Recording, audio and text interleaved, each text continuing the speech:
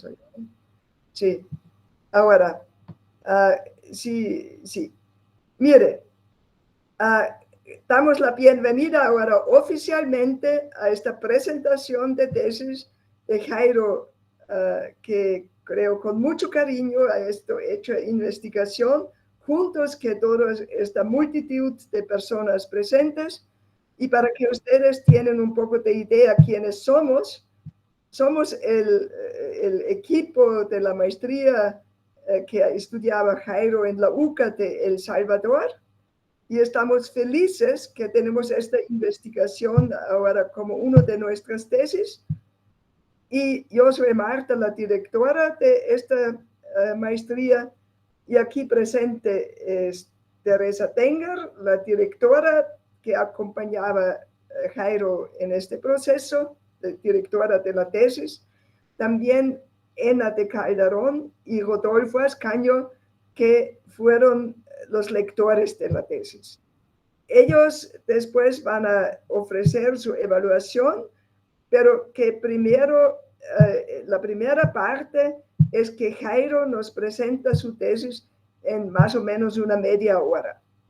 Y con eso comenzamos y damos la apertura a esta defensa, y felices sobre la presencia de tantas personas.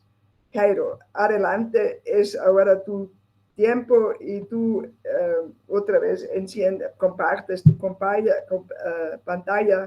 para que todos estamos. Así como Rodolfo te indicaba, si lo haces. Muy bien. Falta ponerlo en modo de presentación. E encender tu micrófono. Tiene que ser con full screen. Recuerda que es con full screen. Deja de compartir nuevamente y dale compartir en full screen. Déjalo, hágalo según las indicaciones de Rodolfo. Pantalla completa o full screen tienes que elegir. No sé en qué lengua tienes tú. Listo. Sí.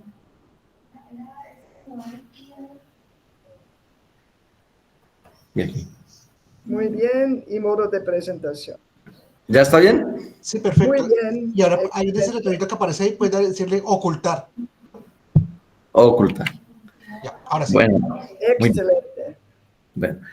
Muchas gracias a todos, a todas, bienvenidos, bienvenidas, en especial a las mujeres buscadoras, que me alegra muchísimo que veo a muchas de ellas aquí con nosotros, y ya tendremos oportunidad de escucharlas a ellas mismas, porque ellas son las maestras de esta tesis. Claves de la salvación en las mujeres buscadoras de los desaparecidos. Esta tesis verifica la salvación que Dios nos ofrece en las mujeres buscadoras, pobres y víctimas que han perdido a sus seres queridos, arrebatados de sus casas y de sus vidas, y han sufrido ellas mismas la violencia y la muerte. Iluminados por la palabra de Dios y la reflexión de la teología latinoamericana, nos acercamos a mujeres buscadoras de Medellín, Colombia y de los alrededores en esta Antioquia, y palpamos en lo que hacen y dicen la acción salvífica de Dios. Las mujeres de la Pascua, María Magdalena y sus amigas, que buscaron el sepulcro de Jesús y hallaron la vida misma, son ahora estas mujeres que buscan a sus familiares y amigos, y en su propósito encuentran salvación para nuestro mundo. La teología que brota de esta investigación es acto segundo. Primero fue la praxis, hacer mía la causa y lucha de las mujeres buscadoras, participar de sus actividades. Debo mucho también a las entrevistas cualitativas que algunas de ellas me concedieron. Escuchar es una gracia. Tengo un límite. Estoy hablando de mujeres y de víctimas, y yo soy hombre y no me siento víctima directa del conflicto armado colombiano. Esto me da humildad para acercarme con el corazón descalzo y saber que piso la tierra sagrada de las otras, de lo otro. El primer capítulo de la tesis, el contexto, el kairos de la salvación que Dios ofrece en las mujeres buscadoras. Dios actúa en la historia y nunca fuera de ella. Y la historia, como insiste la curía, es una. No hay dos historias, una profana de la humanidad y otra sagrada de Dios. Hay solo una historia y esa historia es salvación. El informe final de la Comisión de la Verdad nos ayuda a concienciar esta historia en la que las mujeres buscadoras propician salvación. Pero hay una premisa que ponemos y nos la da Ivonne Guevara. Esta salvación está por todas partes, incluso en el infierno que ha creado el ser humano, incluso en medio de los sufrimientos y de los gemidos de dolor. La investigación de la Comisión de la Verdad arrojó que entre el periodo 1985-2016 el número de desaparecidos es de 121.768. Y esto, dice también, es todavía un subregistro. Se estima que los desaparecidos en Colombia pueden ser más de 210.000. Algunos van hasta 240.000 y más y más. El protagonismo en la búsqueda lo tienen las mujeres. Antioquia es el departamento con más desaparecidos en Colombia, el 23% de todos los casos. Segundo capítulo de la tesis, los principios que inspiran. Solo en un difícil acto de fe. Ignacio Ellacuría, meditando sobre los cánticos del siervo de Yahvé, del libro de Isaías, y comprobando que en los sufrimientos que canta, sufrimientos de todo un pueblo y no de una sola persona, está Dios obrando y que en ellos se hace presente la salvación, dice: solo en un difícil acto de fe el cantor del siervo es capaz de descubrir lo que aparece como todo lo contrario a los ojos de la historia. Dios no puede menos que atribuir un valor plenamente salvífico a este acto de absoluta injusticia histórica. Y se lo puede atribuir porque el propio siervo acepta su destino de salvar por el sufrimiento a quienes son los causantes de él. Es fácil ver a los oprimidos y necesitados, dice también Ellacuría, como aquellos que requieren ser salvados y liberados, pero no lo es verlos como salvadores y liberadores. La tradición bíblica y la fe de la Iglesia aseguran que la salvación de Dios se hace presente en los que menos pensamos, en los que sufren, en los pobres, en las víctimas. Así lo expresaba ya el profeta Isaías cuando hablaba del siervo de Yahvé. También la Iglesia apostólica identificaba al cordero sacrificado con el león de la tribu de Judá. Entonces hacemos este acto de fe. La salvación viene de las víctimas. Pero ¿por qué es difícil este acto de fe y creer que haya salvación en las mujeres buscadoras? Es difícil, porque ellas están abajo. Además de haber perdido a los suyos, son desplazadas, viven en las periferias y su voz es muchas veces apagadas.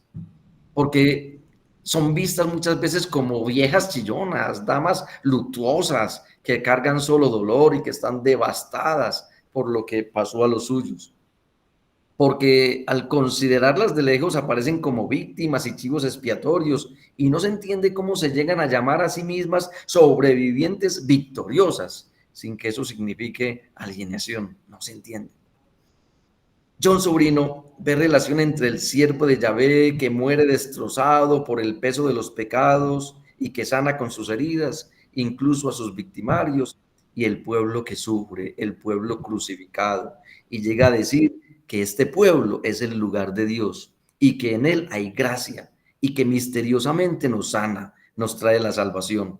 Las mujeres buscadoras son pueblo crucificado. Y ahora el tercer y más importante capítulo de la tesis, los hallazgos. Algunas de las claves encontradas. En la tesis podrán encontrar todas, muchas más, y ahí todavía es poquito porque ahí es un infinito lo de las mujeres, la salvación que encontramos en las mujeres.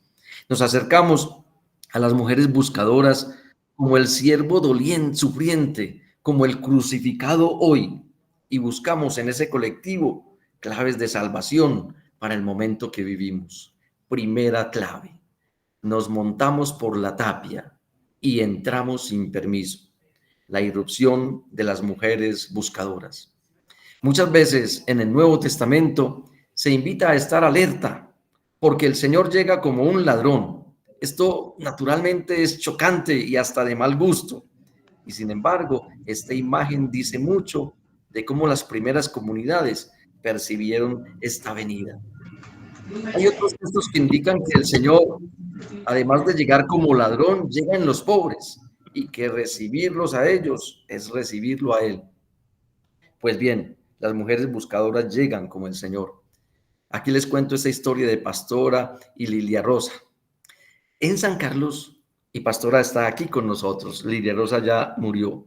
En San Carlos, el Hotel Punchiná, un bien que había sido expropiado a la mafia del narcotráfico, se convirtió en casa de horror al ser ocupado por los paramilitares, quienes lo usaron para secuestrar, torturar, asesinar y desaparecer a sus víctimas. A unos pocos metros de esta casa estaba el comando de policía. Después de la entrega de los paramilitares, el bien quedó en manos de un testaferro.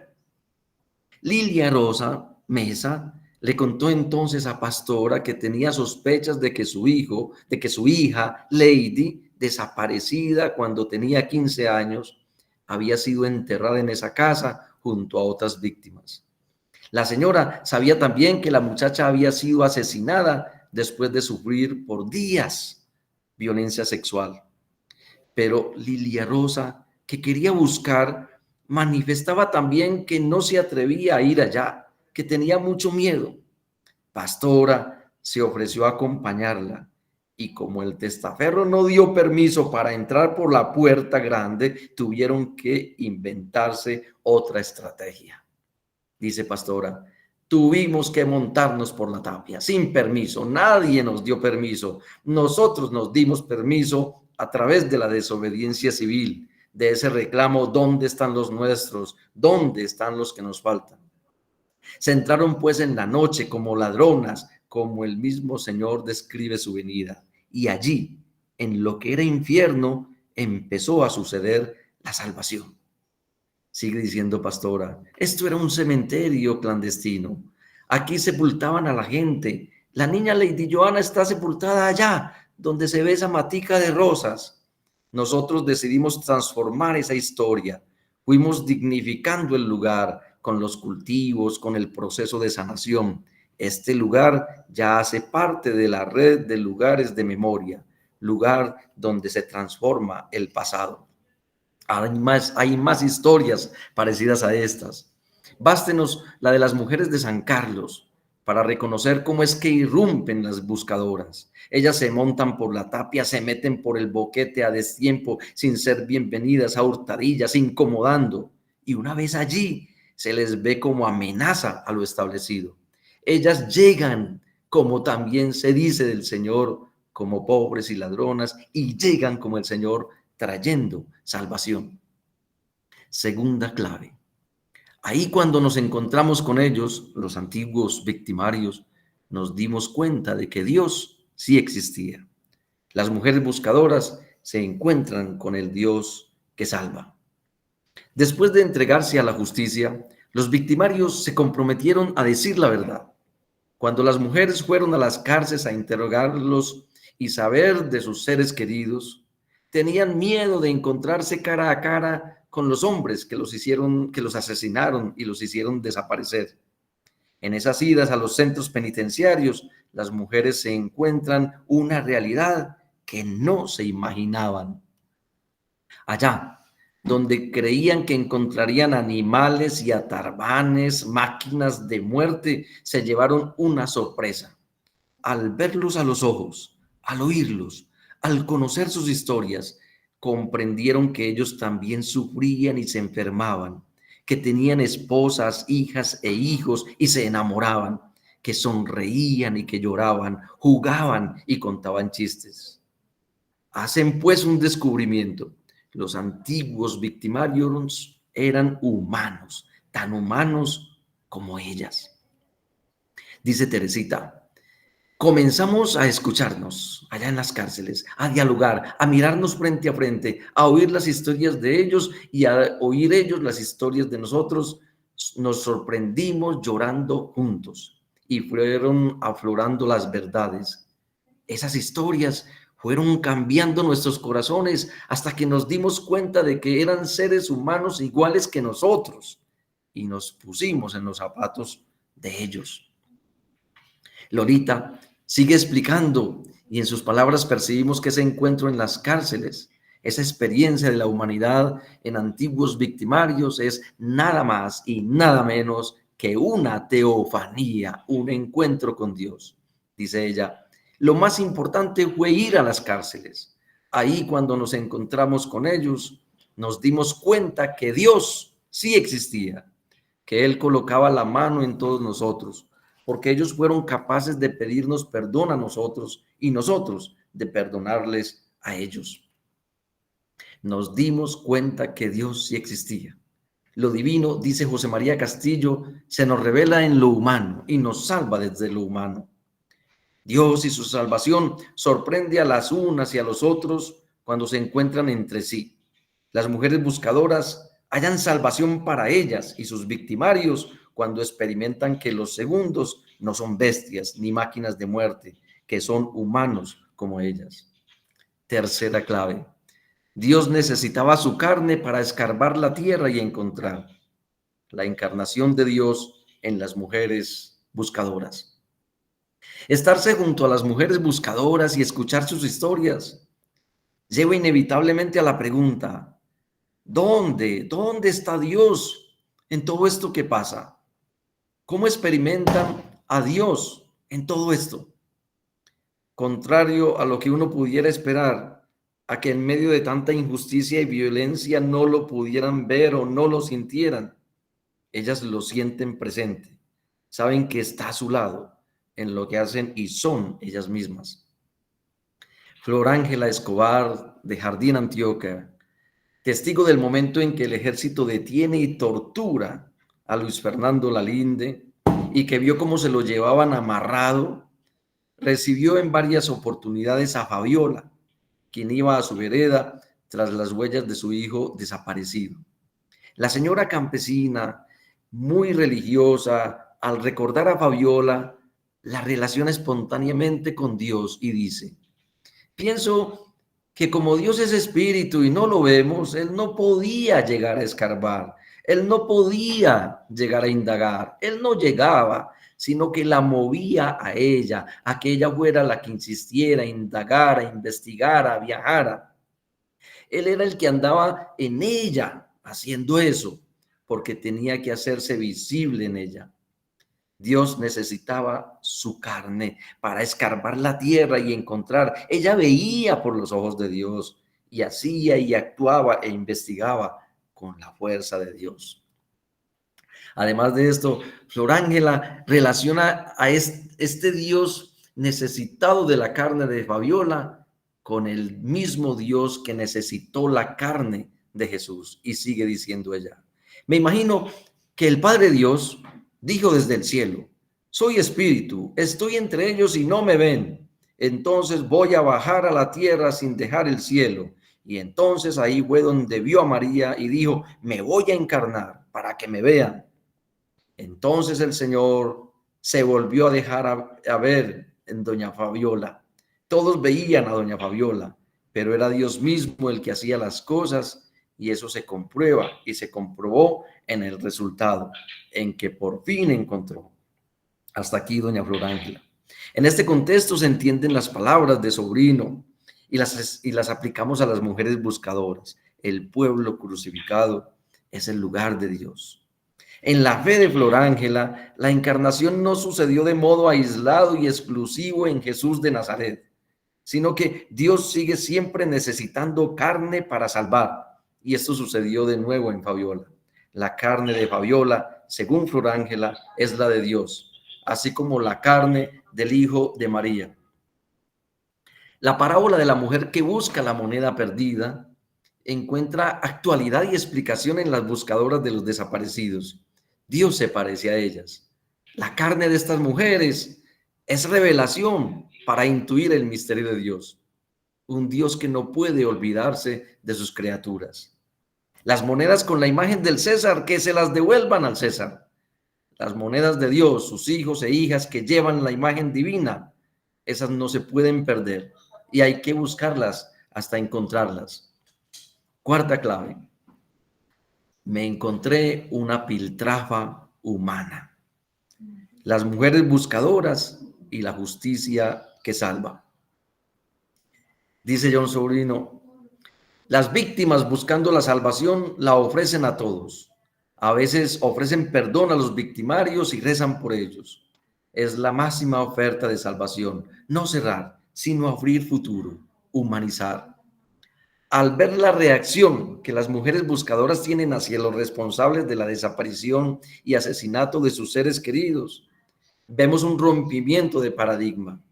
En ellas, la justicia retributiva se abre a la restaurativa.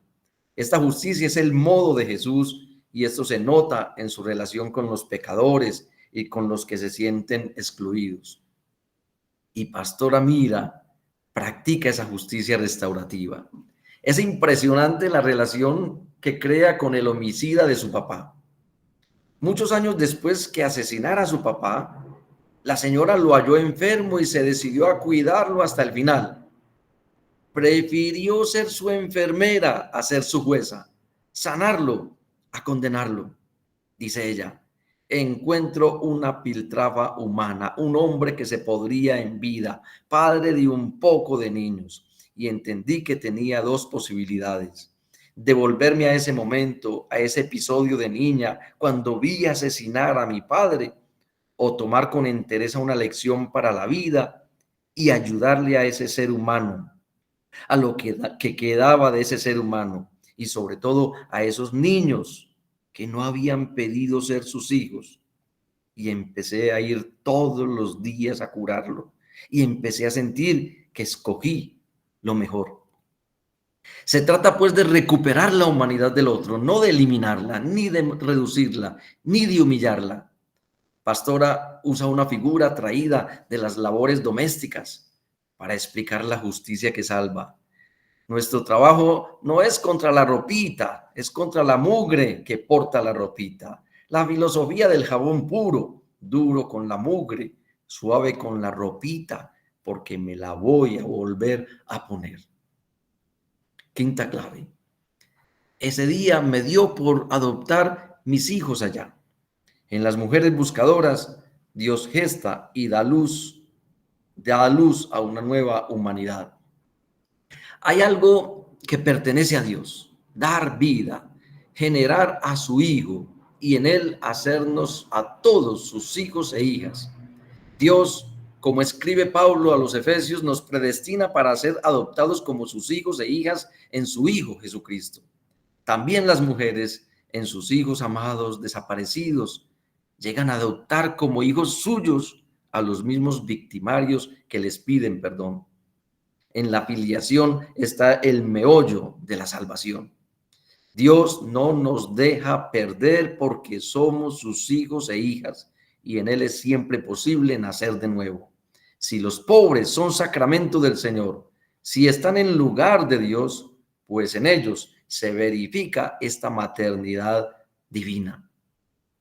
Y Lolita, que está aquí con nosotros, nos cuenta cómo resultó adoptando como hijos a 3 de los antiguos victimarios en una de esas idas a la cárcel.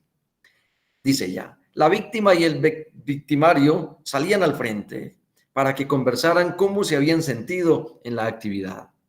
Yo me quedé casi de última, yo no sabía qué iba a decir, le pedí al Espíritu Santo que me ayudara.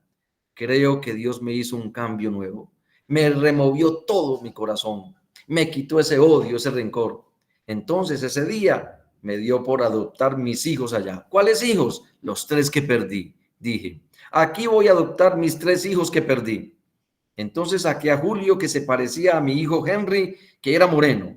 Usted, Julio, es Henry. Y enseguida saqué a Jimmy, un muchacho que era muy parecido a Rodrigo, mi hijo. Y le dijo, usted es Rodrigo. Y a Oscar, que le tenía como más cariño porque estaba enfermo, le dije, mi hijo, El día que usted salga en libertad, yo voy a hacer de cuenta que encontré a mi hijo que tengo desaparecido. Las palabras de Lolita nos ayudan a intuir el misterio de Dios que nos salva. La señora lo deja claro. No fue un plan suyo, ni siquiera sabía qué iba a decir cuando le pidieron que hablara delante de los prisioneros y delante de las otras mujeres. Se confió al Espíritu Santo. Lo que iba a decir y hacer no tenía los cálculos con los que habitualmente razonamos. Tenía así la lógica de Dios y llena de humanidad. Resultó haciendo algo divino. Concebir hijos en su corazón, hacerlos nacer de nuevo, dar vida a esos hombres que de tanto odiar y dar muerte ya estaban muertos. En su corazón, Lolita juntó a sus nuevos hijos con los suyos sacrificados. Allí son uno. Julio César es Henry, Rodrigo es Jimmy y Oscar es su Oscar. Dios nos junta a su Hijo único sacrificado. Somos uno solo en Él. Todos somos el cuerpo de Cristo. Ya no importa el ser griego o judío, esclavo o libre, hombre o mujer, porque unidos a Cristo Jesús, todos ustedes son uno. Lolita, las mujeres buscadoras, así como tantos hombres que han sufrido, se convierten en el útero de Dios. En su amor, Dios está gestando y alumbrando un nuevo país. Los dolores de ellas son los de Dios pariendo una nueva humanidad. En ellas, Dios está embarazado y el mundo tiene esperanza. Sexta clave: hagan hablar el archivo, no dejen que guarde silencio. Las mujeres buscadoras y la palabra que salva. Las mujeres saben que no pueden callar, que la memoria de sus seres queridos, la que pretendieron borrar los violentos, la memoria de tanto dolor y tanta muerte, tanta fuerza y tanta resistencia, no puede caer en el olvido. Ellas dicen que sin esta memoria, el infierno se instalaría para siempre en este país y en el mundo. Esa memoria es salvación. Buscando a su hijo como un cirilí al pichón que le arrebata el gavilán, Fabiola persistió, insistió y nunca desistió. Muchos negacionistas la quisieron callar, y era que su grito incomodaba. Incluso gente que la quería le aconsejara que mejor descansara y que rehiciera su vida, que ya dejara esa historia de Luis Fernando. Nos lo cuenta Adriana María, su hija.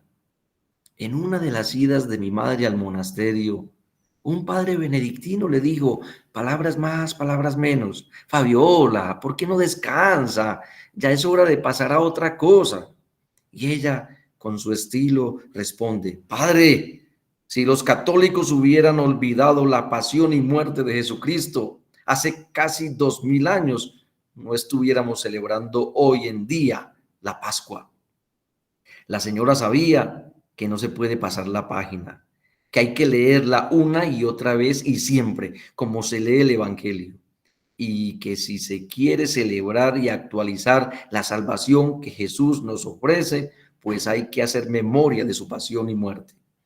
Las mujeres buscadoras con Fabiola saben que las víctimas no pueden callar, que ellas, como el Cordero del Apocalipsis, revelan el sentido de la historia y los planes de Dios.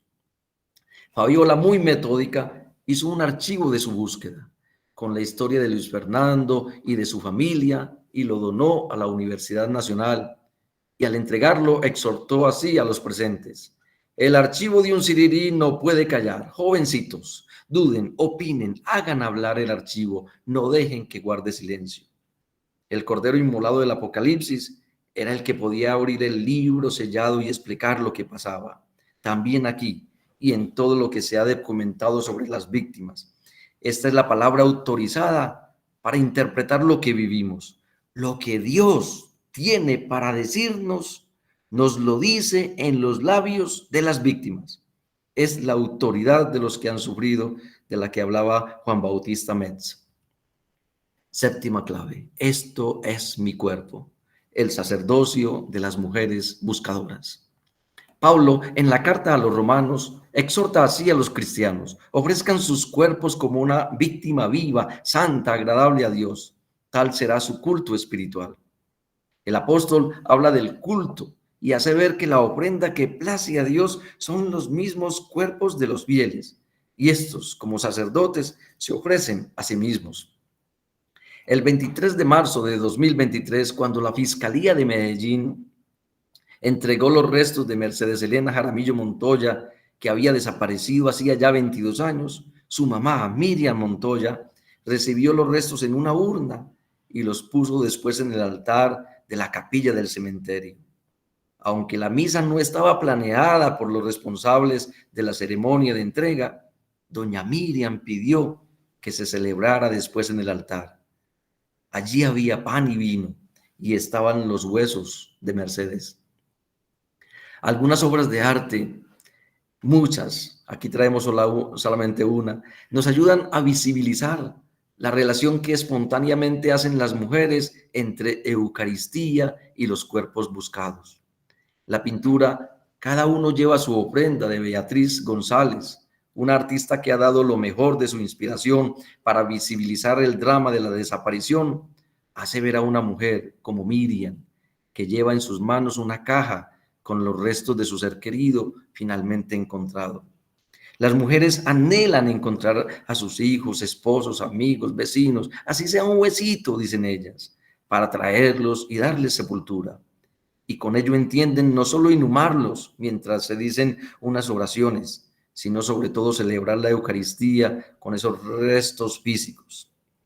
Ellas, en su fe, intuyen que esos restos son ofrenda y que esas vidas y esas muertes se unen a la de Cristo y que pueden alimentar el mundo. Octava clave, la última de las que recogemos en esta presentación. Aprendimos a reír, aprendimos a cantar. Las mujeres buscadoras son pueblo resucitado. Llegamos a la última clave, y es que las mujeres viven la salvación como resurrección. Fácil es llevarse a engaño y pensar que en las mujeres buscadoras predomina la tragedia y que se impone la violencia y la muerte. La verdad es que ellas, aún con dolor, transmiten vida. La situación de las buscadoras es la de los pobres que describe John Sobrino, inspirado por Gustavo Gutiérrez. Dice así: en situaciones de gran sufrimiento parece necedad hablar de gozo, pero es posible y hasta necesario. Y se encuentran comunidades de pobres. Se reúnen para cantar y celebrar, para expresar el gozo de estar juntos, plenitud. Y lo pueden hacer, pues como lo oyó decir Gustavo Gutiérrez en una comunidad de gente pobre, lo que se opone al gozo no es el sufrimiento, sino la tristeza. Nosotros sufrimos, pero no estamos tristes. No solo el crucificado sigue presente en las mujeres buscadoras, también el resucitado. Si Dios se puso de parte del crucificado y lo resucitó, Dios se pone también de parte de ellas y les da nueva vida. Ellas son pueblo resucitado, caminan, luchan, dan vida, perdonan, ocasionan salvación. Ellas muestran sus llagas como el resucitado y están llenas de vida. Anita de Dios testimonia su experiencia de resurrección y nos dice: aprendimos a reír, aprendimos a cantar, aprendimos a contar chistes y de todo. Pero ahí vamos, la vida se va yendo más llevadera. Aprendimos a voltear la mirada hacia la casa, porque en la casa teníamos más familia, porque muchos creíamos que era nada más el que se llevaron, el que desapareció, el que mataron. No, había más hijos y más familia. Entonces tenemos que voltear hacia los otros. Y cuando llegamos a las casas, la vida es más llevadera. Gracias a las mujeres buscadoras, a la maestría en teología latinoamericana de la UCA, a mis maestros y compañeros, a Marta que me dio apoyo, gracias a Teresa y a todos los que me acompañaron con su luz en este proceso, gracias a Fernando que leyó y corrigió mi tesis, gracias a los misioneros javerianos de Yarumal que me dieron recursos y tiempo. Con las mujeres buscadoras, Dios pasa hoy por aquí. Muchas gracias.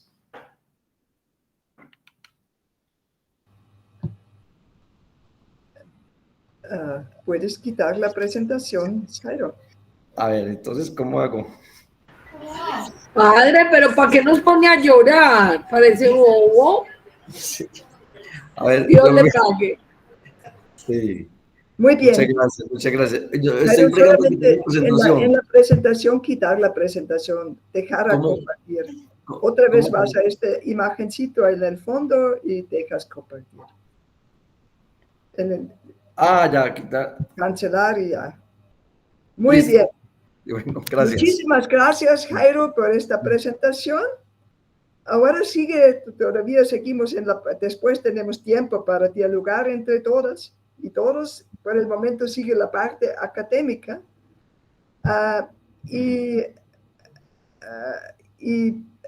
pido a Teresa seguir ahora Teresa fue la directora de la tesis que acompañaba a Jairo en este proceso de tesis, que Teresa comienza con una pequeña evaluación para después entrar en diálogo con Jairo y siguen después en la Rodolfo, siguiendo el orden que ustedes se han puesto de acuerdo. Teresa, adelante. Gracias, Marta.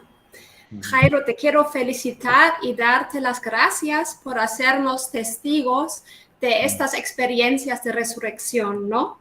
Y quiero dar especialmente las gracias a las mujeres buscadoras aquí presentes y también las que no se pudieron conectar por este testimonio, que es una buena noticia no solo para Medellín, para Antioquia, para Colombia, sino también para nuestras comunidades, nuestros países en América Latina, desde donde nos conectamos hoy aquí también muchos y muchas. Y bueno, te doy una pequeña retroalimentación para después entrar en diálogo. Creo que un gran mérito de tu trabajo es que has investigado y reflexionado desde la cercanía, desde el compromiso, desde el acompañamiento a las mujeres y sus grupos, ¿no? Y lo has hecho con el corazón abierto, dolido, pero también consolado. Se siente eso entre líneas, ¿no? Que es una investigación sintiente, comprometida. Y a la vez es un gran trabajo de investigación, de análisis, es metódico, ¿no? Las entrevistas que has realizado en los grupos y con las diferentes personas son entrevistas que llegan a la profundidad, no son superficiales, que de verdad abrieron diálogo y como tienes mucha confianza, ¿no? Creo que también has logrado tocar fondo ahí y tocar estas huellas de salvación. Me gusta mucho que hables de huellas de salvación, no dices que eso es exhaustivo, aquí les doy la síntesis, sino que estás siempre consciente, ¿no? Que es siempre algo abierto al misterio de Dios, ¿no? Que siempre hay más que decir, más que descubrir. Y bueno, no solo, estas entrevistas no solo revelan este gran testimonio de lucha, de sanación, de sororidad, sino también de fe explícita, ¿no? Mucha predicación veo en las citas también que nos ofreces hoy. Y no solo has analizado las palabras, sino también los signos, los gestos, las liturgias que esas mujeres, ustedes celebran como buenas sacerdotes, ¿no? Sacerdotisas, no sé cómo se dice. Y bueno, es un análisis sistemático que llega a fondo y siempre desde esta perspectiva de la teología inspirada en Medellín, de la teología de la liberación, en ver dónde hay salvación, aunque sea en un difícil acto de fe. También es una riqueza que tienes ese don de expresarte, de escribir, que da gusto leer el texto. Espero que muchos y muchas lo lean. Y de también siempre relacionar las experiencias con motivos, con parábolas del Nuevo Testamento, ¿no? Con conceptos de la teología, con lo que tenemos en nuestra tradición también como cristianos y cristianas. Hace siempre un diálogo muy fructífero. Y por eso me parece un trabajo muy creativo. Desarrollas realmente una teología propia, sabiendo que no es tu teología, no te pones como el dueño, sino muestras y reconoces que las primeras autoras de esta teología son las mujeres buscadoras. Y bueno, con tu trabajo de verdad hiciste teología en el sentido literal de hablar sobre Dios, discurso sobre Dios, sobre el misterio, ¿no?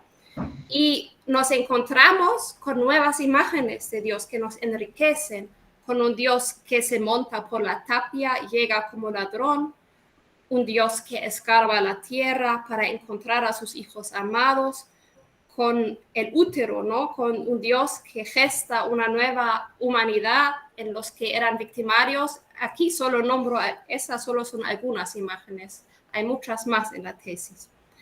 Ahora, una primera pregunta que me gustaría hacerte, ¿cómo tenemos que reelaborar nuestros tratados sobre Dios en las universidades, ¿no? En la iglesia? ¿Cómo tiene que cambiar nuestra teología, nuestros libros, y también cómo tiene que cambiar nuestro modo de predicar en las misas, en las celebraciones, para que este testimonio de las mujeres de verdad nos evangelice en todos los lados, en nuestras iglesias y en las universidades? Sí, Teresa, muchas gracias. Muchas gracias también por todo lo que ha significado tu acompañamiento. Cuando me haces esa pregunta, yo pienso en Tomás. Tomás no es que sea el incrédulo entre los apóstoles, no, es alguien que dijo, a ver, no vamos a creer en un fantasma, no vamos a creer en espíritus, es la carne, hay que tocar la carne. Y Tomás dijo, yo tengo que meter el dedo en la llaga, allá en el dolor. Entonces, teología al estilo de Tomás, no tanto el de Aquino, sino el apóstol. Al estilo de Tomás, en el sufrimiento de la gente, ahí es donde Dios se nos está revelando, ahí es donde Dios se hace denso. Así respondería yo, Teresa, a esto. Muchas gracias. Y mi otra pregunta es sobre esta dimensión política del testimonio de las mujeres. Sus luchas y su sanación, sus denuncias, ¿no? Sus milagros de perdonar, son algo biográfico y personal y familiar, pero a la vez tienen un gran potencial político y social. Entonces mi pregunta es, ¿qué potencial tiene este testimonio para revertir la violencia actual en Colombia y hacer real la paz? Cuando uno está con las mujeres buscadoras, ayer estuve yo en el plantón, en el Parque Berrío, en el atrio de la Iglesia de la Candelaria. Cuando uno está con estas mujeres, uno primero se sorprende porque hay mucha indiferencia.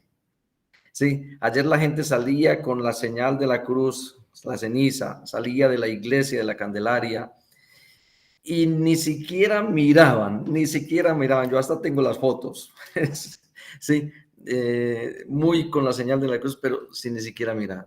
Entonces uno se pregunta, pero salen aquí todos los miércoles, ¿qué efecto tiene esto en este país, Pero uno va viendo entre ellas mismas, mire, yo estaba desesperada, bajé del metro, porque el metro queda ahí cerca, bajé del metro y veo a estas señoras que tienen las fotos, me acerco, ¿qué es lo que pasa aquí?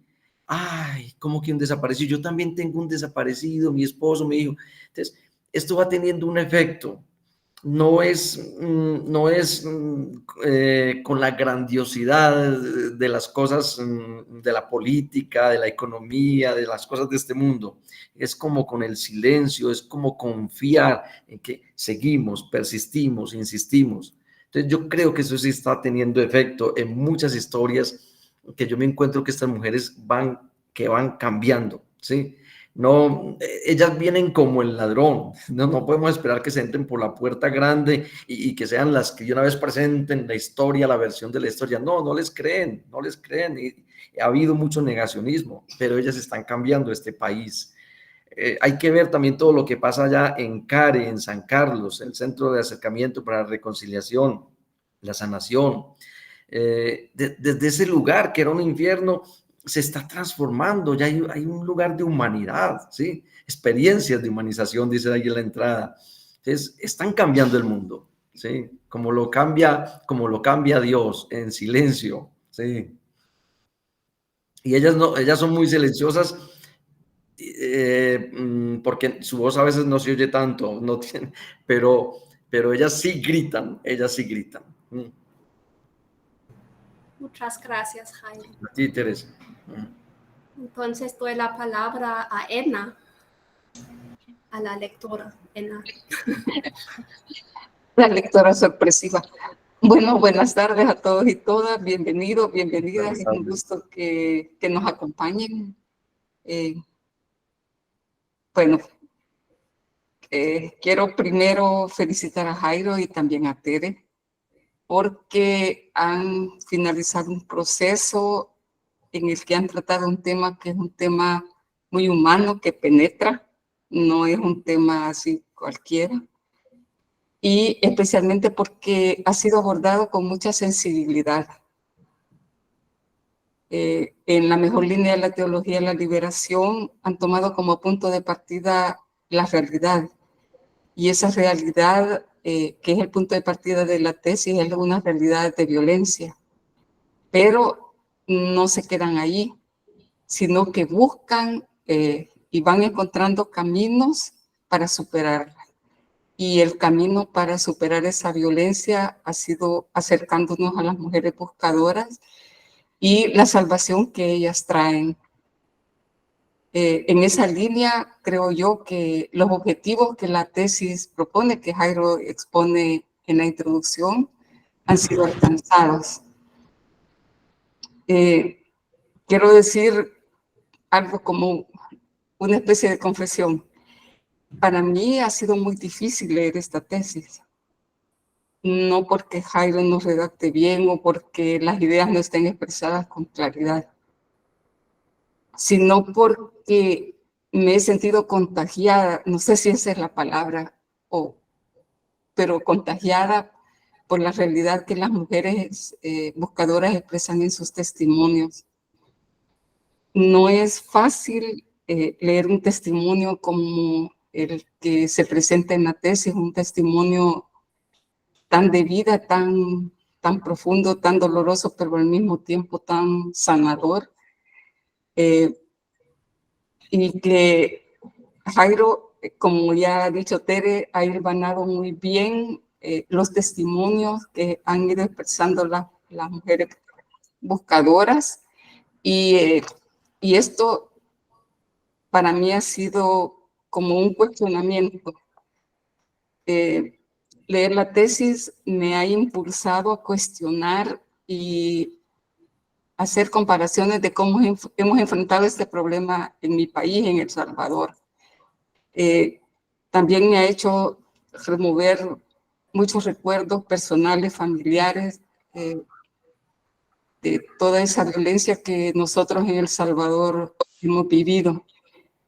Y por eso es que digo que para mí no ha sido nada fácil leer la tesis. O sea, continuamente regresaba y releía lo que ya había leído y trataba, digamos, muchas veces de encontrar cómo esto puede ser vivido en El Salvador, o sea, cómo esto puede hacerse realidad en este país que también hemos sufrido y seguimos sufriendo tanta violencia. Una de las cosas que me parecen más importantes es que la tesis nos presenta todo como un proceso en el que van participando ambas partes, tanto las mujeres buscadoras como las personas, digamos, los victimarios, podríamos decir, aunque sé que la tesis misma dice que, y las mujeres lo expresan, esa palabra no es la palabra que pretenden usar, pero en ese proceso ellas van comprendiendo que tienen necesidad de perdonar y de humanizar a quienes los han dañado, y estas personas que han hecho el daño también se van convirtiendo y van comprendiendo la responsabilidad que tienen en el sufrimiento de otros y otras y tratan de aliviarlo, digamos, de alguna manera dando testimonio de lo que sucedió, ¿verdad? Ahí no toma micrófono, cámara. Solo como tengo como una cosa que me gustaría sugerir para el trabajo escrito, y es que después del capítulo 2, que llamado Solo en un difícil acto de fe, y aunque lo has mencionado en la presentación, Jairo, me gustaría que aparecieran los signos de resurrección de las mujeres, y también los signos de resurrección de las personas que causaron el daño, porque creo que en ese sentido, tanto ellos como ellas fueron en un cierto sentido un pueblo crucificado, no de la misma manera, pero sí fueron pueblo crucificado, pero también ambos se convierten en pueblos que resucitan, ¿verdad? Me parece que un gran acierto que tiene la tesis es mostrar las claves o llaves de salvación que ofrecen las mujeres buscadoras. Y entiendo ese ofrecen en el sentido de entregar, en el sentido de obsequiar, porque ellas no esperan nada a cambio.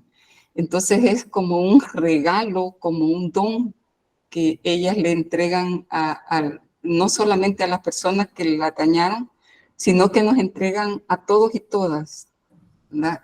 Entonces, en ese sentido, creo yo que estas claves que, así como decís en el texto, no es una cosa finalizada porque ellas siguen buscando, entonces no se puede dar por finalizado este proceso.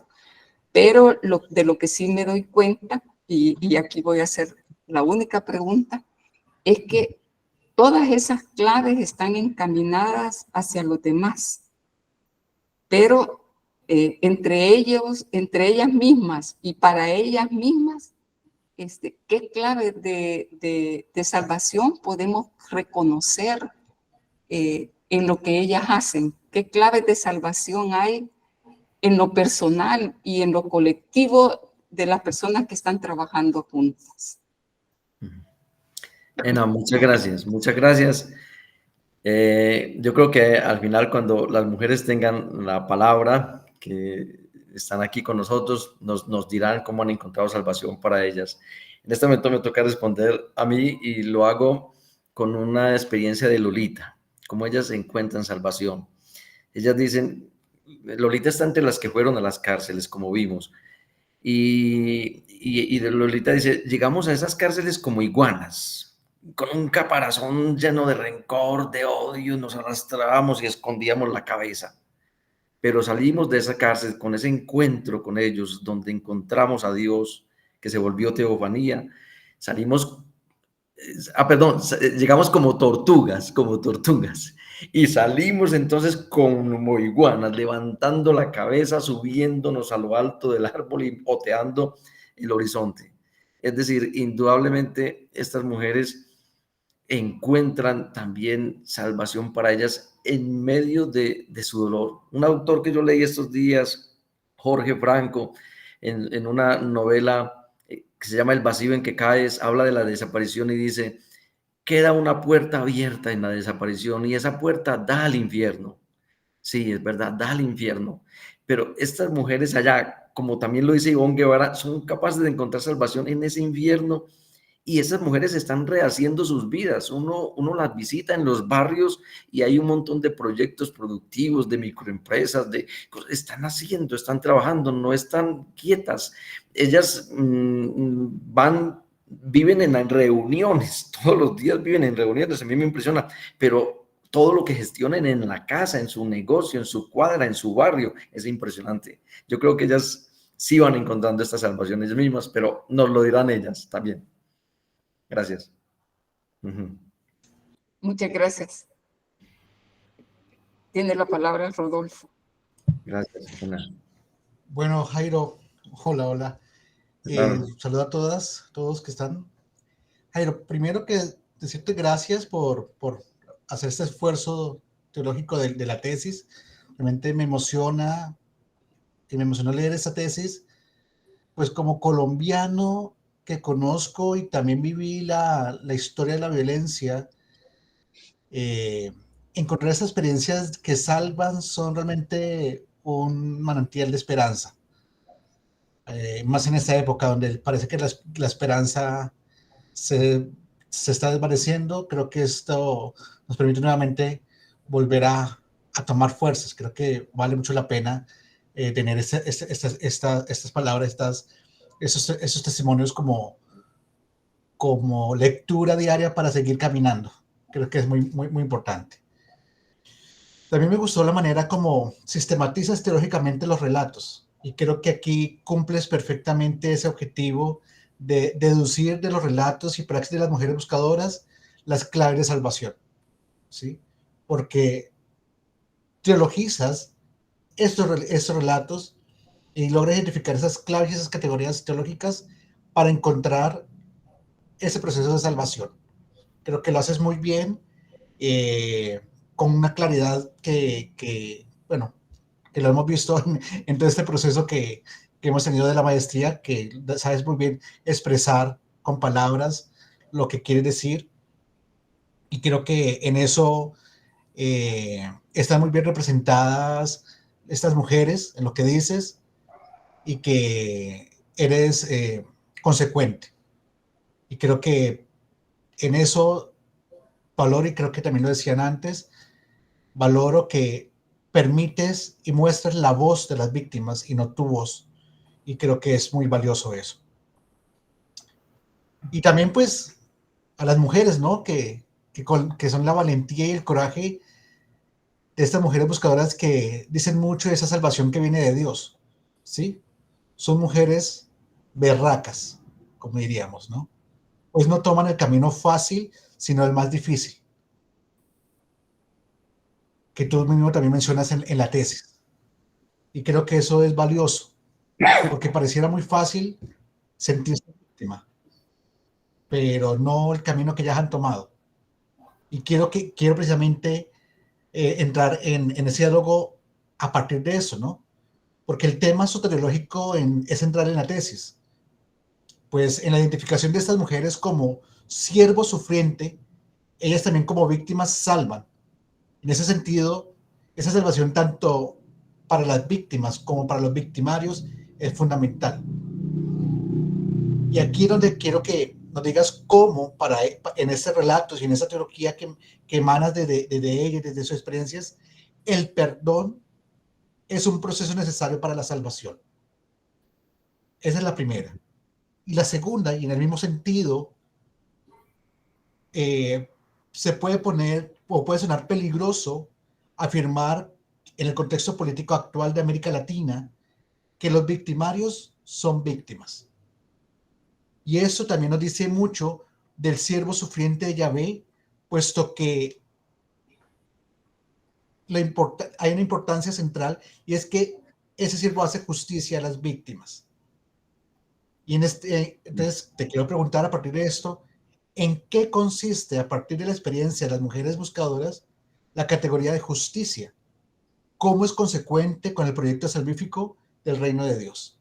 Esto es lo único que quería decir. Sí.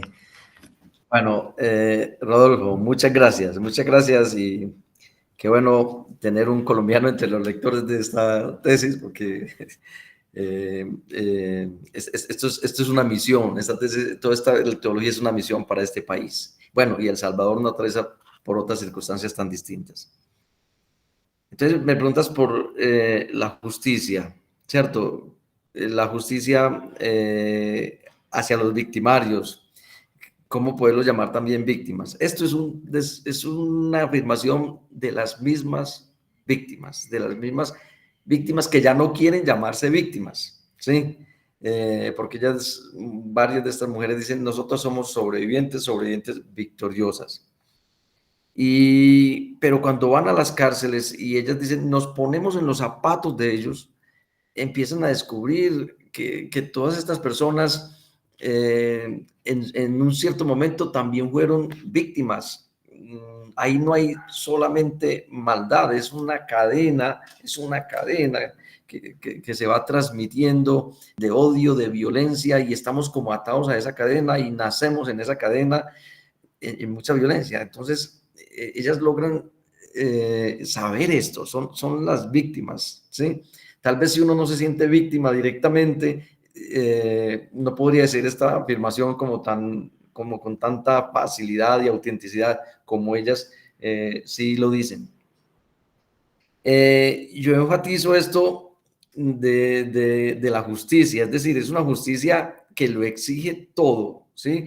A veces cuando hablamos de la justicia restaurativa, y aquí en Colombia tenemos muchos problemas con al entender la JEP, nos ha dado mucha lidia, dificultad de entender esta jurisdicción especial para la paz. Y decimos que eso va a crear esa impunidad y no sé qué, hay muchas historias. Pero es que no entendemos esta justicia que es todavía más exigente. Y en esta vida de las mujeres se ve ese proceso de perdón, de sanar. Ya tenemos la experiencia de doña Pastora Mira, ¿sí? Pero hay muchas más experiencias. Pero el perdón no se ve como una cosa que ellas consiguieron, que lo lograron, sino más bien como una flor que les nace, como una semilla que les brotó, ¿sí? No es algo, no es una obra de ellas, es un fruto que nace de ellas.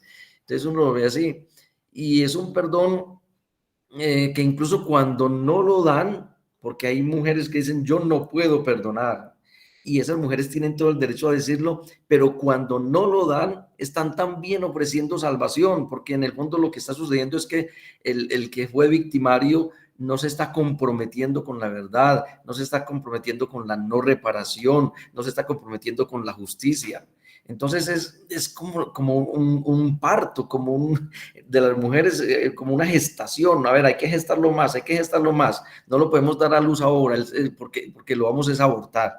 Entonces, el perdón viene como algo que Dios va dando, pero tiene su momento. Entonces, cuando toca decir no, están también salvando. Doña Fabiola Lalinde lo decía como con una imagen muy plástica. Es que el perdón no se tira de una avioneta, ¿sí? No se tira de una avioneta. Es algo más que se lucha y que se da. No sé si respondo a todas tus preguntas, Rodolfo, con esto. Y ellas podrán responder más y decir más un poco más cuando estén ahorita con nosotros. Muchísimas gracias, Jairo. Yo creo que es valioso y creo que solo para puntualizar eso, el tema de la justicia requiere también eso, ¿no?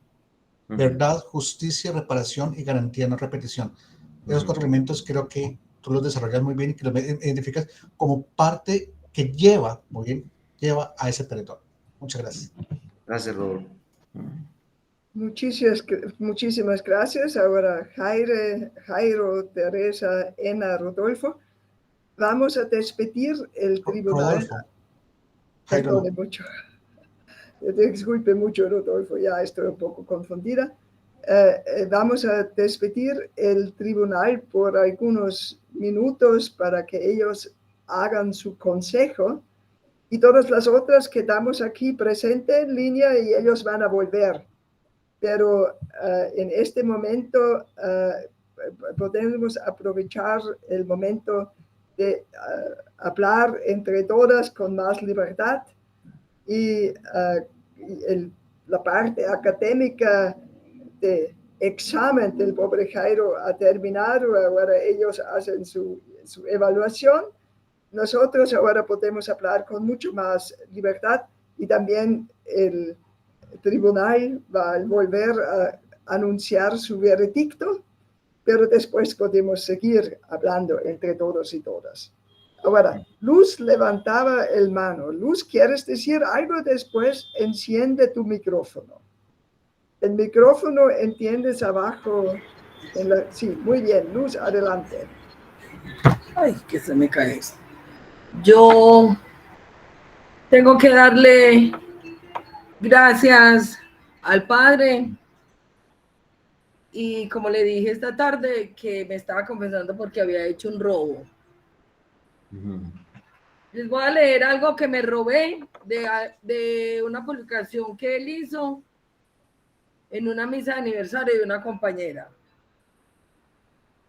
Pero ¿qué? Uno se confiesa, puede echar la bendición y le perdonan el robo. Sin embargo, no se quedó atrapado. Tenía el don de salir de sí misma y de fijarse en los otros. Ay, Dios mío. Tenía el don de salir de sí misma y de fijarse en los otros, en las otras. Era una mujer sencilla y sin embargo la memoria, los trabajos de la memoria la hicieron pública, visible, clara. Hacer memoria es escribir el evangelio. Nosotras, y con relación a lo que decían, nosotras sanamos nuestra alma, abandonamos el odio, perdonamos. En nosotras no existe ni ganas de venganza, ni odios, ni nada de esas cosas. Nosotros compartimos con ellos, estudiamos con ellos. No, a cambio de otras compañeras del grupo de nosotros desde adentro de Ejempren, sí nos reconocemos víctimas, porque si no hubiera víctimas, si no hubiera existido delito, no hubieran víctimas, y existen victimarios, pero no nos quedamos ahí, por eso compartimos con ellos, estudiamos con ellos, cantamos, jugamos con ellos, comemos con ellos, sanamos con ellos. Yo les voy a contar un testimonio. Yo sé que la compañera está acá en la reunión. Esto no, el perdón no sale de un día para otro, sale de un proceso de trabajo, de mucho contacto. Las instituciones muchas veces dicen, espere y no los juntemos, hacen una reunión grande con cámaras y todo, dice que para el perdón. No, así no se da. Se da del contacto permanente y constante. Luz Helena, dentro, una compañera, ay, no, ella me perdonará porque va a decir el nombre. Luz Helena Salas, dentro de todo lo que le victimizaron, abusaron de ella, abusaron de su cuerpo, de su alma. Ella quedó muy en contra de los hombres. Ella no permitía, nadie le podía dar, ningún hombre le podía dar la mano. Ella, en este trabajo con nosotras, en este relacionarnos con ellos, en esta sentirnos con ellos, nosotros fuimos a la cárcel a visitar a los militares comparecientes. Como eran los militares comparecientes, coincidía esa fecha con el cumpleaños de Luz Helena. Le cuento que cantamos con ellos, comimos espectacular, y dentro de la felicitación que le hicieron a Luz Helena, 25 hombres presos la abrazaron, jugaron, la cogieron en una silla y la tiraban para arriba. Ella está orgullosa del trabajo que hizo en su alma, del trabajo de sanación que tuvo. Tan es así que guarda, antier estábamos en reunión del Museo de Casa de la Memoria, el video de ella cuando la tiraban para arriba a esos señores.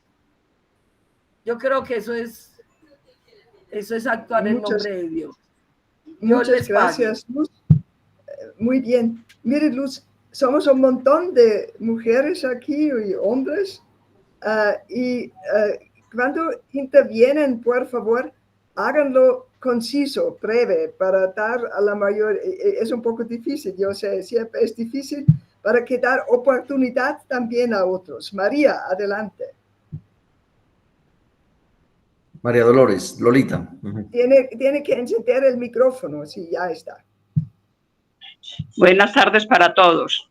Me siento muy agradecida y muy contenta de estar acá, escuchándolos a todos, cosas muy importantes. Que el que nos ha cambiado nuestro corazón es Dios, no es nadie más. Dios es el que habita en nuestro corazón y que nos ha cambiado el modo de pensar, nos ha cambiado tanto odio y tanto rencor por amor y comprensión con las personas que nos hicieron tanto daño. Porque somos sobrevivientes, creo que nosotros y también los victimarios también son sobrevivientes, porque si Dios les quitó la vida a ellos, les dio otra oportunidad de que ellos disfruten de su familia, de que pidan perdón a su familia y de que vuelvan a organizarse. No porque a mí me quitaron mis hijos, perdí mis hijos, soy celosa y voy a decir que no salgan a la calle ellos. Soy feliz cuando me dicen que les dieron libertad, porque pueden disfrutar de su familia, darles el amor que no le pudieron dar encerrados. Ellos también unos tienen mamá, tienen papá, tienen hijos, tienen familia. Otros no tienen, pero bueno, cambien su modo de pensar. Entonces creo que el que nos cambia el corazón es Dios, no es nadie más que nos cambia el corazón. Nosotros no podemos obligar a otras mujeres a perdonar, nunca. Lo que hacemos es enseñarles que no sigamos a toda hora que vais agachadas, que sigamos a toda hora con el dolor. Tenemos nuestro dolor, pero lo llevamos a nuestro modo, pensando y entregándonos a Dios nuestro Señor. El Padre para nosotros fue como un ángel que te mandó Dios. Me lo mandó en la pandemia, yo estaba sin trabajar. Estaba en la casa, pues no teníamos el grupo, no teníamos dónde trabajar. Y él nos abrió puertas en el seminario Yarumán. Allá formé mi organización. Enseguida, ahora por inconveniente de la salud, me he podido seguir trabajando. Estoy por acá en San Antonio de Prado, en la misma casa, abriendo puertas para mujeres que quieren aprender a trabajar. ¿Qué le enseñamos a trabajar? Lo que sabemos. Hacer acolchados, hacer todo lo de hogar, hacer artesanías para que se defiendan, hacer pulpas, hacer mucha cosa. El SENA nos ha apoyado también, nos ha dado a estudiar a las mujeres con las que estamos. Entonces le enseñamos que tengan su frente en alto. Por eso somos como la iguana, llegamos como la tortuga, cabeza agachadas, arrastradas, sin querer hablarle a nadie. Y el caparazón grueso, pero de odio y el rencor. Pero al mirarnos frente a frente y al escuchar a la otra persona, que era el victimario, que para mí todo hoy en día no son victimarios, somos todos sobrevivientes victoriosos. ¿Por qué victoriosos? Porque si Dios nos dejó acá, por algo nos dejó. Por eso nos tiene acá, para apoyar más gente, para enseñarle a más gente. No les vamos a cambiar el corazón a ninguna, pero que se den cuenta que sí podemos cambiar, no solamente a Colombia, sino al mundo entero. Vivo feliz y dichosa, agradecidísima con el Padre, pidiéndole a Dios todos los días por él, que le abra más caminos y más puertas, porque nos ha ayudado demasiado. Y a ustedes, los que de allá que me están escuchando, que Dios me los bendiga por haber estudiado allá con ustedes. Me parece muy lindo lo que hizo y ojalá que sigan todos adelante y que Dios le dé muchas oportunidades más a mucha más gente. Que Dios me les bendiga y una feliz tarde. Muy agradecida. Mil gracias, María Dolores. Adelante, Luz Elena. Adelante, te oímos. Bueno, buenas tardes. Pues ya Luz Mary me presentó. ¿Sí me están escuchando? Sí, muy bien. Bueno, no, sino que es que como hay tanto ruido acá, entonces no sé si me escuchan bien. Muy bien, te oímos. Adelante. Bueno, pues muy agradecida con el Padre, pues que está pues por esa tesis tan linda. Por hablar tan lindo de la salvación y de Dios. Yo creo que, pues, que si no fuera por la misericordia de Dios, yo creo que nosotros no hubiéramos sido capaces de, pues, como de sobrevivir, porque yo digo que yo soy una conquistadora, porque después de todas las cosas que a uno le pasan y levantarse día a día, y sonreírle a la vida, y a veces es hasta bonito porque la gente, pues, cuando ven que uno siempre está sonriendo, dicen, pues a usted no le pasa, o sea, a usted no le pasa la vida por encima, pues creen que a una no le pasan cosas, y cuando una comienza a contarles, entonces es muy lindo porque la persona dice, yo estoy llorando por esto, no, hay que salir adelante, hay que luchar. Y bueno, yo pues cuando me desaparecieron a mi hijo, y me asesinaron a mi nieto cuando tenía 2 añitos, yo me enojé mucho con Dios. O sea, yo le decía a Dios, ¿usted dónde estaba cuando mi nieto fue asesinado de esa manera tan cruel? Porque a mí me afectó. Hay muchas cosas que me afectan, pero yo me enojé mucho con Dios porque mi nieto solo tenía 2 añitos cuando fue asesinado por el padrastro. Yo decía, Dios, ¿usted dónde estaba que permitió que mi nieto fuera asesinado así? Si él no le debía nada a nadie, era un ser inocente. Pero bueno, después de ya tanto dolor me arrodillé, le pedí perdón a Dios, y yo le dije, Dios, usted a mí solo me regaló la salvación.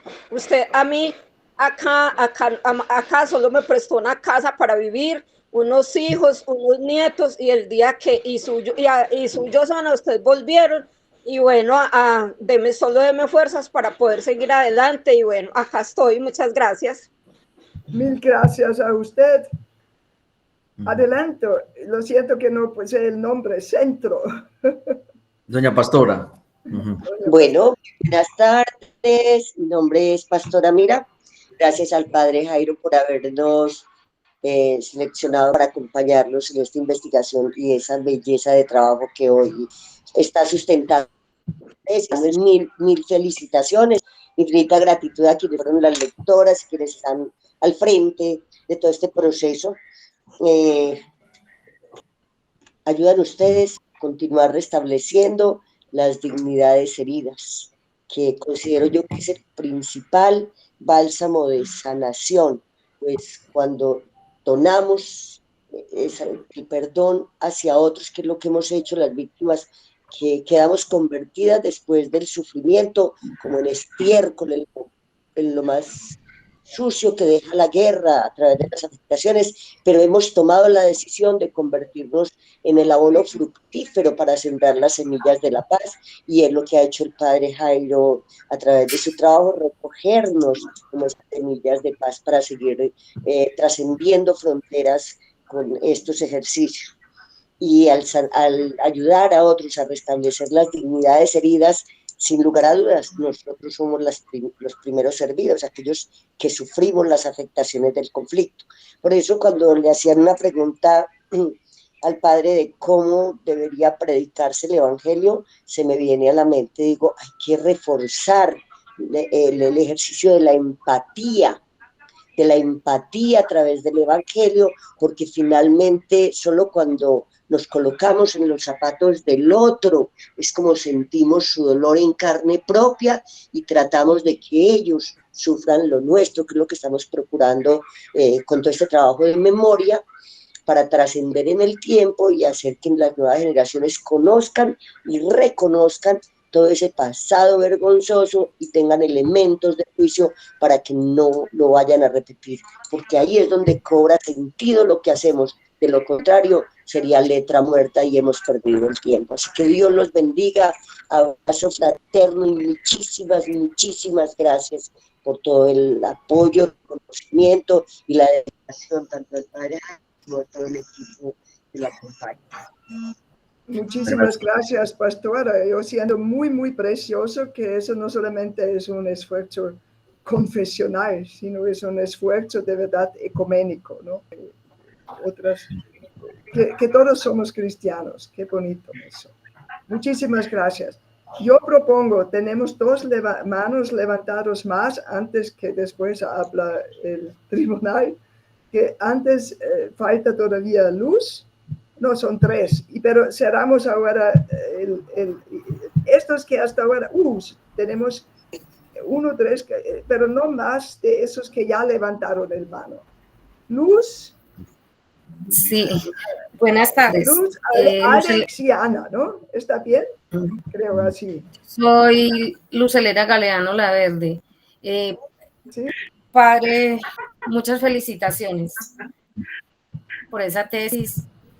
Sobre todo por mostrar esas violencias que hemos tenido que sufrir las víctimas de desaparición forzada en este país, pero sobre todo también como mostrar lo que usted dice en la tesis, también una forma de salvación, que es nuestra lucha y resistencia a través del tiempo y la memoria que hacemos día a día también en homenaje, en honor a nuestros familiares también, y esa búsqueda que emprendemos día a día en todo rincón y en todo lugar de este país, porque si bien lo decías,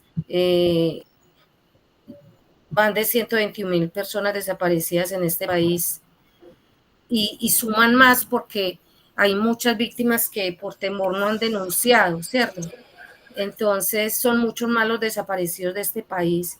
Y creo que lo que interesa es visibilizar este flagelo de la desaparición, ¿cierto? Y llegar a aquellos que han sido indiferentes, porque yo creo que la dolor más grande que sentimos las víctimas cuando tenemos nuestro dolor yo creo que es la indiferencia de muchos seres humanos que si a mí no me pasó, no me duele lo que le pasó al que está a mi lado. No debiera ser así. Yo creo que si no hubiera tanta indiferencia en este país, había una verdadera transformación y ya la mayoría de las víctimas hubiéramos sabido la verdad de lo que pasó, por qué pasó y quiénes fueron los verdaderos responsables. Pero la indiferencia es lo que nos está matando. Muchas gracias. Muchísimas gracias, Luz. Alex, adelante. Alex, ¿nos oyes? Sí, no, Alex no oye. Ana, adelante. Ana y Alex tienen levantado el mano. Adelante. ¿Nos oyen? Tienen que encender su micrófono si quieren hablar. Ay, quería aportarles algo un momentico que se me olvidó. Y que de esas transformaciones, pues muchas hemos surgido a través de la escritura. Por ejemplo, Luz Salas es poeta. Yo escribo canciones. Estoy tratando de aprender para tocarlas yo mismas. Entonces ahí voy adelante. Qué bien, qué bonito. Padre, para que sepa que estoy en esas. Muy bien, Ajá, qué bonito. Alex, en homenaje a las personas desaparecidas. Alex, adelante. Buenas tardes y les doy gracias por haberme permitido participar. Mi nombre es Blanca Nuria Bustamante. 2 hijos desaparecidos. Perdón. Todavía no soy capaz de hablar. Todavía me duele mucho. Pero le doy las gracias a haber conocido a Luz Helena, a doña Luz Mary y por medio de ellas a otras personas. Ellas, cuando llegué aquí a Medellín, fueron ese apoyo moral que me ayudó a levantar más la cabeza. Y estoy súper agradecida. Y al señor que decía ahora sobre los victimarios, que ellos no eran víctimas. Sí, la mayor parte son víctimas. Muchos jovencitos que padecieron la guerra por haber perdido a sus padres, a sus hermanos. Ellos fueron a dar a esa vida, a hacer lo que le habían hecho a ellos. Entonces, ellos son víctimas tanto como victimarios, pero porque les tocó la vida a sus familias. Ellos hicieron lo que hicieron. Yo como digo, no puedo sacar la cara por ellos, pero sí los comprendo, porque en mi pueblo he visto a muchos niños. Vi a un niño de 9 años o 10 cuando le asesinaron la mamá sentada tomando tinto en pleno parque. Y ese niño se volvió el asesino más grande de mi pueblo. Y por eso digo, a ellos los tocó la violencia y por eso se volvieron asesinos. Entonces, ellos también merecen que muchos los comprendamos. Quizás todos no les tocó hacer eso porque les tocó la violencia a la familia, otros lo hicieron quizás porque quisieron, pero hay muchos que sí, porque esa violencia les tocó y quedaron siendo niños luchando la vida y queriendo vengar. Y entraron a la venganza y detrás de esa venganza siguieron haciendo cosas que ya no podían echar marcha atrás. Y gracias por haberme dado la oportunidad de estar en este momento compartiendo con ustedes y escuchando todas las historias. Muchas gracias. Te agradecemos muchísimo. Ana, para terminar. Adelante, Ana. Buenas tardes. ¿Sí me están escuchando? Buenas tardes, ¿cómo están? Espero que estén muy bien. Padre, lo felicito. Fue un trabajo hermoso que hiciste. Fue algo cuando tocaste las puertas a Madres de la Candelaria. Mejor dicho, Padre, no tengo palabras para agradecer a tantas mujeres que has entrevistado, nos han hecho visible en lo que ha pasado. Yo soy de Madres de la Candelaria, Caminos de Esperanza. Lo digo con mucho orgullo porque para mí Madres de la Candelaria sí nos ha abierto las puertas en muchos lados. Hemos tenido la oportunidad de poder conocer a personas como el padre, y fue una tesis hermosa lo que él está presentando ahí, lo que está hablando. Felicito a todas ustedes, a las señoras que han hablado, porque es un trabajo hermoso que cada una de nosotros hacemos en los sitios, territorios donde estamos, organizaciones que llegamos, porque eso conocí yo en Madres de la Candelaria, Camino de Esperanza, y a Teresa Gaviria, que nos abrió esas puertas de esa organización para llegar como llegamos, y tenemos una facilidad de poder visibilizar nuestros familiares desaparecidos, asesinados, secuestrados, y aquellas mujeres poder hablar por las que no pueden hablar, porque es un trabajo que es una memoria que perdurará para siempre en nuestros corazones. Tanto ahora hablan de los muchachos, yo casi no les digo victimarios, yo los llamo son los muchachos, porque desde las cárceles trabajé con ellos mucho rato, y Lolita Londoño, que fue una berraca también, porque lo que ella hizo con los muchachos allá, y ella los quiere como los hijos, y yo también, ellos son mis amigos, ellos son todo. A ellos les ha pasado cosas quizás peores las que nos, es que mejor dicho no hay palabras para eso, como tantos son ellos, hacen lo que hacen, unos se equivocaron, otros cogieron caminos equivocados, hicieron el daño que tenían, no sé, hay cosas que, mejor dicho, irremediables para uno mirar a aquellos jovencitos que se sacaron de sus hogares, aquellos niños, a cargar un fusil. Eso es triste y doloroso, uno encontrar eso en el camino de uno. Es muy triste cuando se llevan un niño de un hogar, de una escuela, de un colegio, porque en Madres de la Candelaria tenemos niños que se llevaron de los colegios y ahí los trabajaron con ellos un tiempo y de ahí fueron asesinados. Otros han podido recuperar sus hogares, pero dichosos y bienaventurados ellos que recuperaron sus hogares. Nosotros que ahora nosotros en cualquier hueco, no sabemos a dónde están, qué hicieron con ellos, es un dolor muy grande. Y nos hacemos en el atrio de la iglesia Nuestra Señora de la Candelaria gritar, los queremos vivos, libres y en paz, porque ese es el objetivo de Madres de la Candelaria. Eso es lo que nosotros cada día, cada montaña que miramos y que sabemos que ahí nos goza, ahí estamos. El Padre se ha dado cuenta de nuestras historias que se han contado cada una de las madres, esperando por las que acabaron de hablar. Es un trabajo que llegamos y hay que llegar a ese perdón, esa reconciliación. Y fuera de eso es que uno reconcilia y se perdona, mejor dicho, en el camino se sigue encontrando piedras mucho más pesadas y más difíciles.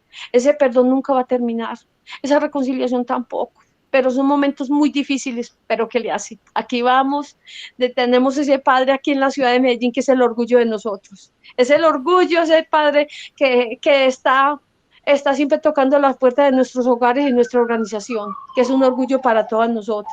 Muchísimas gracias por escucharnos. Si me pongo a hablar, nunca voy a terminar porque tengo muchas cosas para contar, pero algún día tenemos la oportunidad. Muy bien, Ana. Fíjense, quizá tenemos que hacer otro encuentro donde tenemos más paz, de compartir más experiencias. Puede ser de gran valor también para iluminar la situación salvadoreña de que ustedes se enteraron. Pero ahora creo de verdad, tenemos que poco a poco cerrar. Quiero decir, Margarita, y siento, está Alberto aquí escrito, Margarita, ¿dónde está escrito Alberto? Pero obviamente es señora. Y Alex, ya hablaste, ahora ya tenemos que cerrar de verdad. Margarita y Alberto y Alex, sí, estas tres últimas. Bueno, buenas tardes. Mi nombre es Margarita Restrepo y pertenezco al colectivo de Mujeres Caminando por la Verdad. Quiero darle las gracias al padre Jairo por haber tenido en cuenta esta invitación y felicitarlo también por esa maestría y por esa labor tan bonita que hizo, que es visualizar la desaparición forzada a nivel nacional, internacional y mundial, porque esto es algo que no se puede callar y cada día más hay que mostrarlo y hay que visibilizarlo. En cuestión de todos los temas que se ha hablado, pues hay momentos donde uno le pasan y suceden estas cosas y la desaparición forzada es algo que es un flagelo que marca el ser humano para siempre. Y en ese momento que pasan y suceden las cosas, en ese momento como pasa ese dolor, también pasa cosas negativas en la mente de uno. Yo también en cierto momento me sentí muy triste con Dios por lo que me pasó con todo lo que me ha pasado, los hechos victimizantes y la desaparición forzada de Carol Vanessa, algo que uno siempre confía de que Dios le cuida a los hijos a uno y que todo eso y que por qué tiene que pasar. Pero es el momento de que se desborda ese rompecabezas como queda una mamá, porque cuando a una madre le pasa lo que le pasa, queda como un rompecabezas, partida en pedazos sin saber cómo se va a volver a armar. De buscar y mirar cómo va a ser la venganza de esa persona que está desbaratada. Pero hay momentos donde mi Dios se manifiesta de manera diferente, donde lo llaman a uno y se empiezan unos procesos bonitos, donde uno aprende que este país, que es una guerra que hemos vivido, que las personas que estamos en este momento en esta reunión, ni habíamos nacido cuando ya habían guerras. Y la guerra ha continuado, hace de muchos años que se ha visto esta guerra, sino que es como lamentable que uno cuando es víctima de un Estado colombiano duele mucho porque el Estado tiene que cuidar al pueblo, el Estado es para cuidar el pueblo y uno ser lastimado por el Estado es algo que es muy doloroso, despierta enfermedades en esas personas. ¿Cuántas madres han muerto, hermanas, esposas, familiares, sin encontrar a sus seres queridos? Se han ido sin saber la verdad.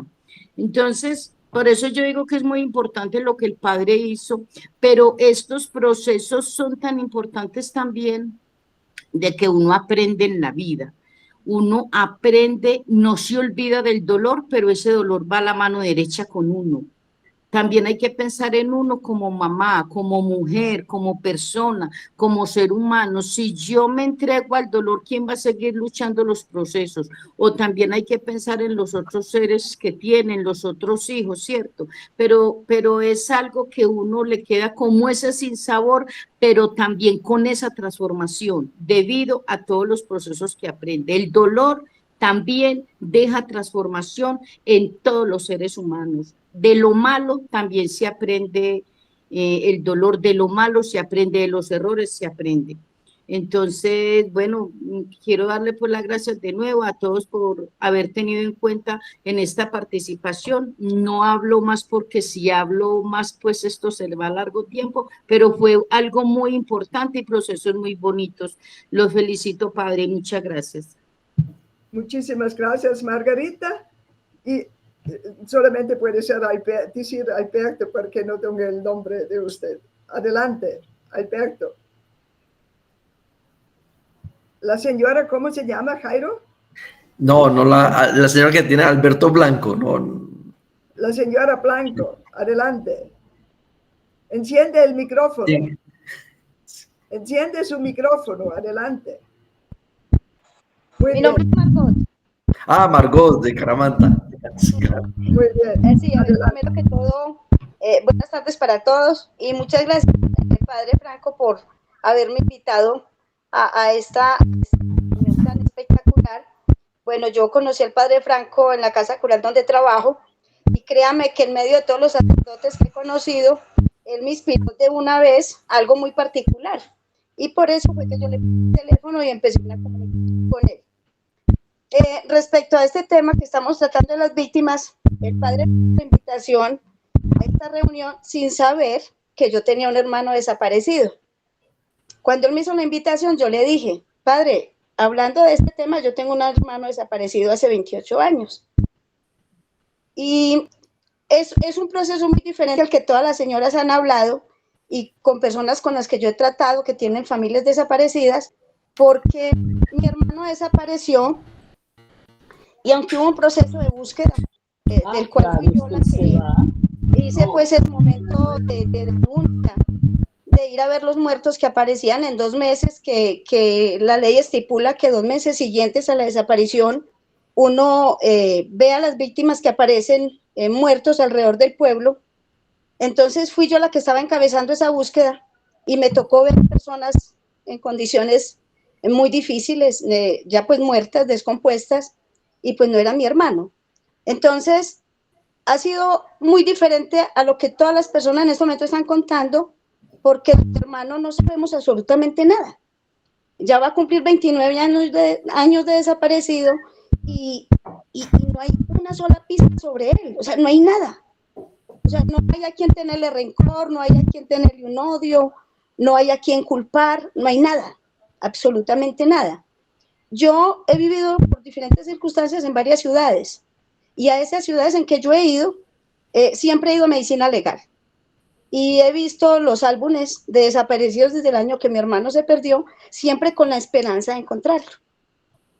Movida no solamente por el sentimiento de hermana, sino movida por mi mamá, porque mi papá ya murió con ese sufrimiento.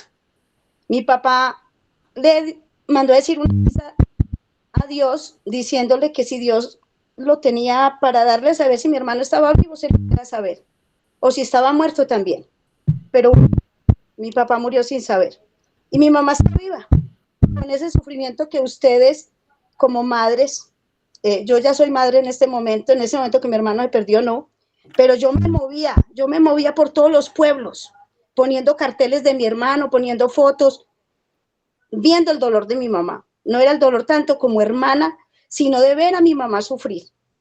Ahora que yo ya soy mamá, créanme que las entiendo a todas. Entonces, todo lo que el padre dice respecto a Dios, total, a uno lo mueve Dios. A uno lo mueve Dios, ver la mamá sufrir. Yo sigo buscando a mi hermano. Es que nos reunimos todos porque somos 13, falta él. Nos reunimos todos, pero falta uno. Y no sabemos nada. Entonces, Dios sí se encarna en uno. Créame que sí. A uno lo mueve el Espíritu de Dios. Y ese mismo Espíritu de Dios es el que hizo que yo percibiera ese algo especial en el Padre Franco. Y yo creo que Dios a uno le tiene un camino cruzado, tal cual por ahí hay que pasar. Y por eso Dios cruzó al Padre Franco en mi camino, sin saber que yo tenía un hermano desaparecido y sin yo saber que él estaba haciendo este trabajo maravilloso con ustedes, las madres buscadoras o las mujeres buscadoras de sus seres queridos.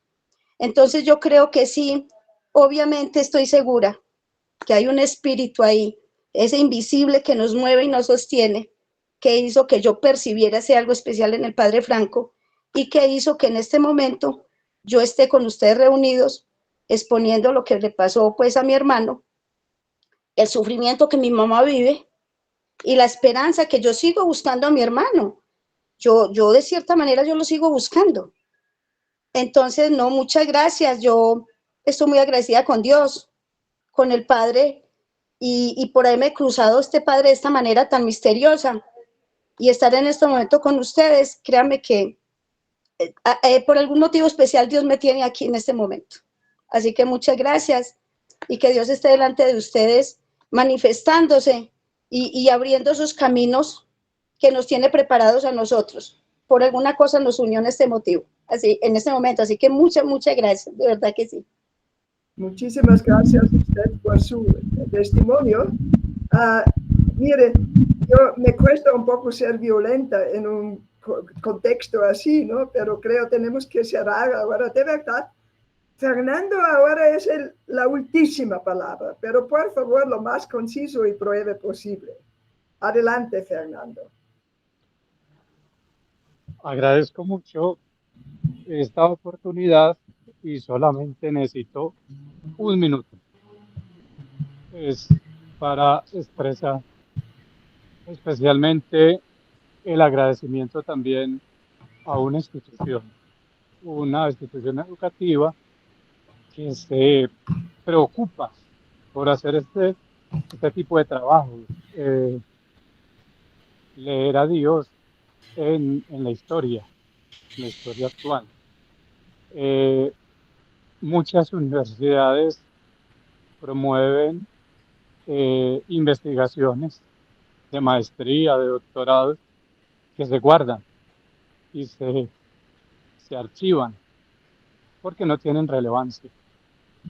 Entonces, el hecho de que una institución abra las puertas también para hacer este tipo de investigaciones me parece muy valioso también, y felicitar a Jairo por su trabajo y la forma como lo ha hecho, sensible. Eso también demuestra la categoría de un investigador y a las personas que en el terreno abrieron el espacio. Entonces me parece que esa sinergia que se da entre la universidad, el investigador y la población es muy importante. Y yo creo que aquí hubo una muy buena combinación y conjugación de esos tres elementos. Y yo creo que los tres merecen también una felicitación. Muchas gracias. Muchísimas gracias a ti, Fernando, por estas palabras. Monseñor Romero y Ignacio Ellacuría y Rutilio Grande nos comprometen. No podemos de otra manera, ¿no? Eso nos compromete de verdad.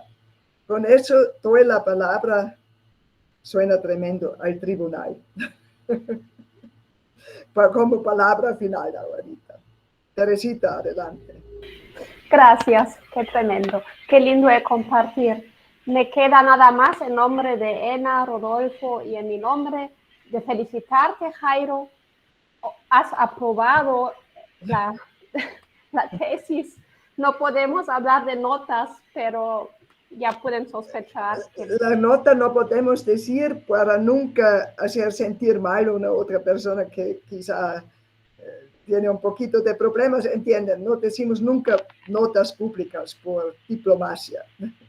Pero felicidades, tenemos un maestro más en teología latinoamericana y muchas mujeres inspiradoras, también maestras nuestras de teología. Así que muchas felicidades y muchísimas gracias a todas, a todos los que están presentes, especialmente por tanto compartido, tantos testimonios. Y esperamos mucho que eso no sea el último encuentro entre ustedes y nosotros, ¿no? Creo, Jairo es un muy buen mediador entre la UCA y ustedes. Muchísimas gracias por hacernos esta ofrenda de sus vidas, y creo esta ofrenda puede ayudar mucho también para pensar la sanación en El Salvador, donde ahora el gobierno opta tanto en más deshumanización de así llamados victimarios, ¿no? Que es algo que me duele mucho. Pero les agradecemos muchísimo por este testimonio, y mis más sentidas felicitaciones a Jairo, que me hace un poco triste ahora que no podemos ahora tomar cafecito, echar una cervecita a la preferencia de Jairo para celebrar juntos. Es un poco difícil a la distancia virtualmente, pero un gran abrazo a todos y todas ustedes.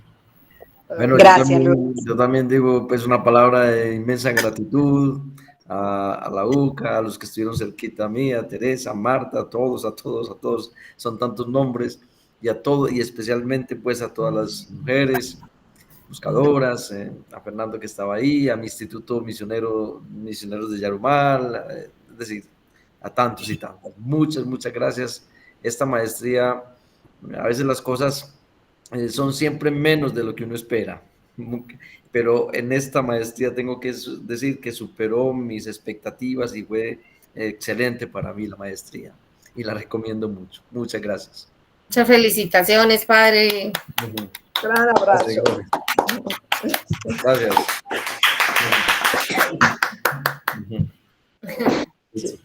Adiós.